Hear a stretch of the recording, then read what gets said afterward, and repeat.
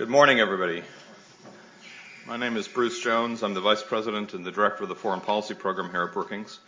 And it's my pleasure to welcome you here today for the launch of Cheng Li's book, Chinese Politics in the Xi Jinping Era, Reassessing Collective Leadership. Of course, we're at a moment when lots of people are reassessing leadership in lots of different countries. And as the Trump administration begins its tenure in Washington, the eyes of the world are on us. Across the globe, questions abound about America's role and how it will proceed. And front and center in that discussion is the U.S.-China relationship, which is clearly in play. And today and going forward, Brookings scholars will continue to catalyze a discussion around the important geopolitical and geoeconomic issues in that relationship and its implications for the world in which we live. And to help us with that discussion today, we're delighted to have the former Secretary of Commerce, the Honorable Barbara Franklin, join us for this morning's keynote address. She'll share insights from her extensive experience working directly with Chinese leadership and the U.S. leadership. Her trailblazing career, I think that's the only way you could describe it, touched almost every sector: corporate, governmental, academic, entrepreneurial. She's an expert on corporate governance, on auditing, financial reporting practices, and on trade. She currently serves as president and CEO of Barbara Franklin Enterprises, an international consulting firm. Her extensive experience and expertise first drew the attention of President Nixon, and she served also for President George W. Bush as the 29th Secretary of Commerce. And in that role, I think many of you will recall her historic trade mission to China, which was instrumental in reopening commercial relationships between the two nations. I'm trying hard to avoid already asking her a question about our current trade policy, but we'll no doubt come to that. Needless to say, we're looking forward to her thoughts on the U.S.-China relationship. And following her remarks, Cheng Li will present his book, Chinese Politics in the Xi Jinping Era, Reassessing Collective Leadership. As you know, he's a senior fellow here at Brookings and the director of our John Thornton China Center. His work highlights trends in Chinese elite politics and also shares his forecasts about leadership change, potential leadership change at the upcoming 19th Party Congress. He's a China scholar who needs no introduction. His book, which I have to say I think is a masterwork, and I don't use that term lightly or commonly, has solidified his status as what Andrew Nathan recently called our leading expert in the Chinese political elite and a leading Chinese scholar in general in the United States. We're very proud of Cheng Li and of his book. I frequently travel to China with Cheng Li, and everywhere we go, we meet very senior Chinese leadership. And what happens is we have a discussion, and then they kind of push me aside and they pull Cheng Li over and say, "Can you tell me what's really going on?" It's quite impressive to watch. So we're very honored to have him here, to have him as the director of our China Center, and I'm very proud to be a small part of helping launch his book. But for now, following his talk, we'll have a broader panel discussion on Sino-American relations with David Lampton, Richard McGregor, and Dennis Wilder, and I'm very pleased that our own non-resident fellow and staff writer at The New Yorker, Evan Osnos, will moderate the panel today. So with that, thank you all for being here, and please join me in welcoming the Honorable Barbara Franklin.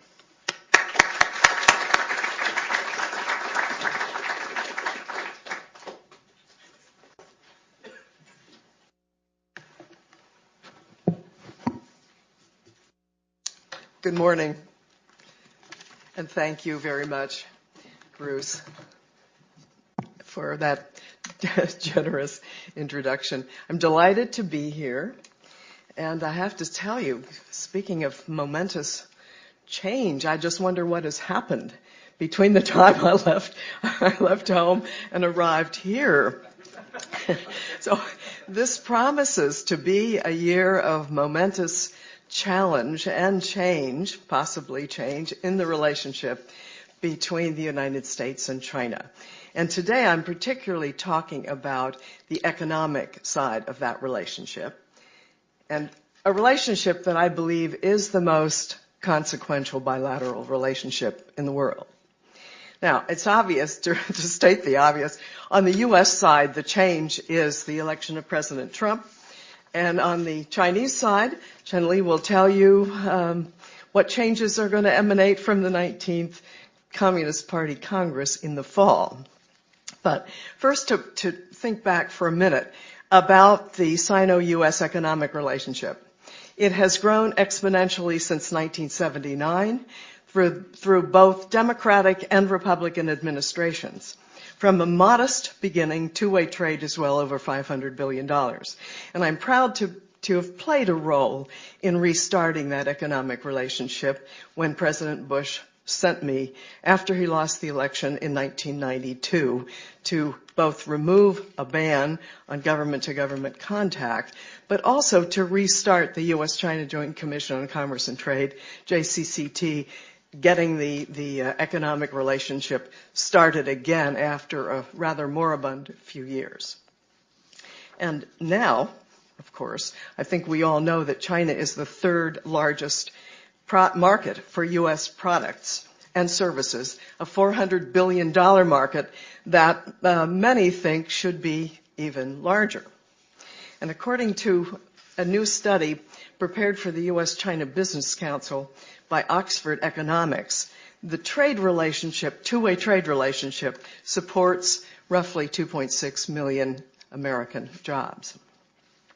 Now, turning to President Trump, who as a candidate said a lot of things about China. He pointed to the trade deficit, more than $300 billion in China's favor, and he says that's a drag on U.S. GDP growth.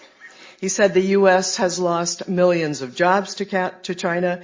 He said China engages in unfair trade practices and currency manipulation and has threatened new tariffs on Chinese products. I'm sure we've all seen all of that stuff. 45% is one of the figures that was mentioned. In other words, he is calling for a rebalance in the U.S.-China trade relationship. Now, concurrently, I am fascinated and encouraged by President Xi Jinping's recent speech, particularly the one at the World Economic Forum in Davos, where he lauded, quote, economic globalization and free trade and investment. He had some wonderfully poetic language in that speech. It's an absolute masterpiece.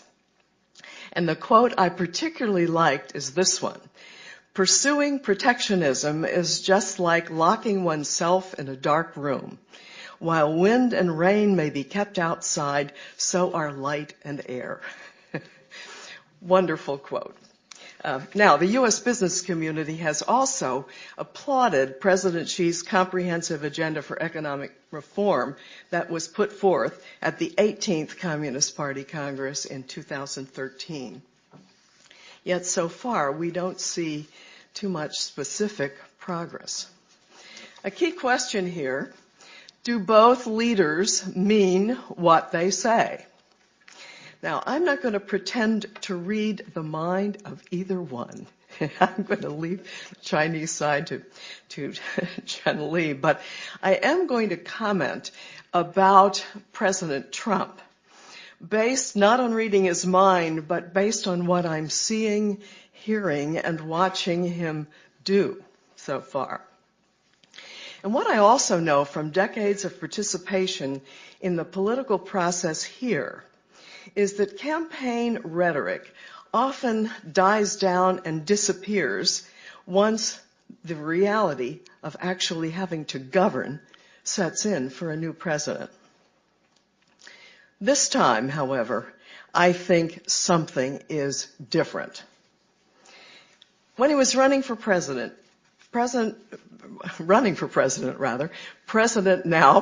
Trump gave voice to the frustration and anger felt by millions of Americans who felt let down by the ruling establishments of both political parties.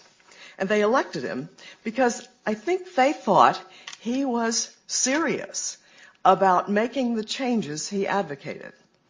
And his inaugural address last week underscored what he had been saying in the campaign.